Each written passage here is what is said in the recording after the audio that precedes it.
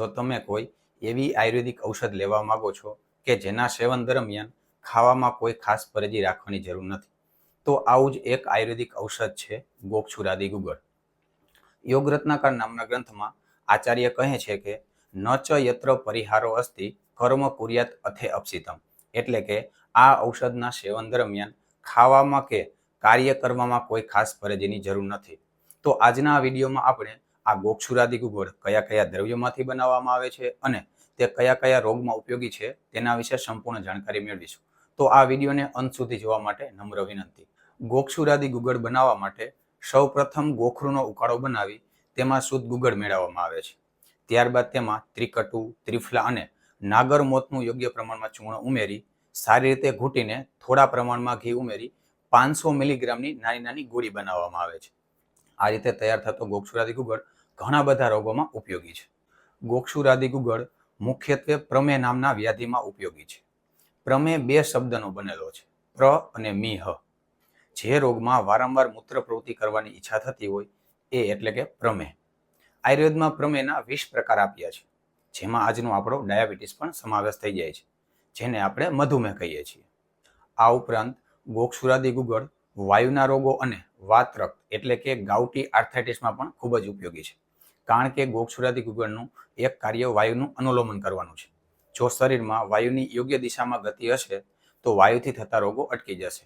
એટલા માટે જ ગોક્ષુરાદિ ગુગળ શરીરના વિવિધ પ્રકારના દુખાવા જેમ કે ગરદનનો દુખાવો, કમરનો દુખાવો, ઘૂંટણનો દુખાવો, ગોઠણનો દુખાવો વગેરેમાં ખૂબ જ ઉપયોગી છે. ગોક્ષુરાદિ ગુગળ મૂત્ર સંબંધી રોગોમાં વિશેષ ઉપયોગી છે. જે લોકોને વારંવાર પેશાબમાં ચેપ થઈ જતો હોય, પેશાબમાં બળતરા થતી હોય કે અટકી અટકીને પેશાબ આવતો હોય, પેશાબ કોથળીમાં ભરાઈ રહેતો હોય, આવી સમસ્યા દરમિયાન જો ગોક્ષુરાદિ ગુગળ લેવામાં આવે તો તે ખૂબ જ ઉપયોગી બને છે. આ ઉપરાંત ગોક્ષુરાદિ ગુગળ મૂત્રમાર્ગમાં થતી પથરીઓમાં ખૂબ જ ઉપયોગી છે. કિડની અને મૂત્રમાર્ગની નળીઓમાં થતી પથરીમાં જો ગોક્ષુરાદિ ગુગળ લેવામાં આવે તો તે પથરીને નાના ટુકડામાં વિભાજિત કરીને શરીરની બહાર કાઢે છે, કારણ કે ગોખરૂનું એક ગુણ મૂત્રલ છે. ગોક્ષુરાદિ ગુગળ પુરુષોના પ્રજનન અવયવ ઉપર પણ ખૂબ જ સારું કાર્ય કરે છે. જે લોકોને ઉત્તેજના વગર વીર્ય સ્ત્રાવ થતો હોય, સ્વપ્ન દોષની સમસ્યા રહેતો હોય, વીર્ય થોડા સમયમાં જ બહાર નીકળી જતું હોય કે જાતીય ઉત્તેજનાનો અભાવ હોય, તેવા સમયે આ ગોક્ષુરાદિ ગુગળ અન્ય વૃક્ષીય ઔષધો જેવા કે અશ્વગંધા, કૌચા, મૂસળી સાથે લેવામાં આવે તો ખૂબ જ ઉત્તમ પરિણામ આપે છે. આ ઉપરાંત સ્ત્રીઓમાં જોવા મળતી સફેદ પાણીની સમસ્યામાં પણ ખૂબ જ સારું પરિણામ આપે છે. તો મિત્રો, આ તો થયા ગોક્ષુરાદિ ગુગળના ઉપયોગ વિશેની વાત. હવે આપણે આ ગોક્ષુરાદિ ગુગળ કેટલી માત્રામાં લેવી જોઈએ તેના વિશે જાણકારી મેળવીએ. સામાન્ય રીતે વૈદ્યની સલાહ અનુસાર ગોક્ષુરાદિ ગુગળ 1 કે 2 ગોળી દિવસમાં 2 થી 3 વખત ગરમ નવશેકા પાણી સાથે ચાવીને અથવા અન્ય ઔષધના ઉકાળા સાથે લેવી જોઈએ.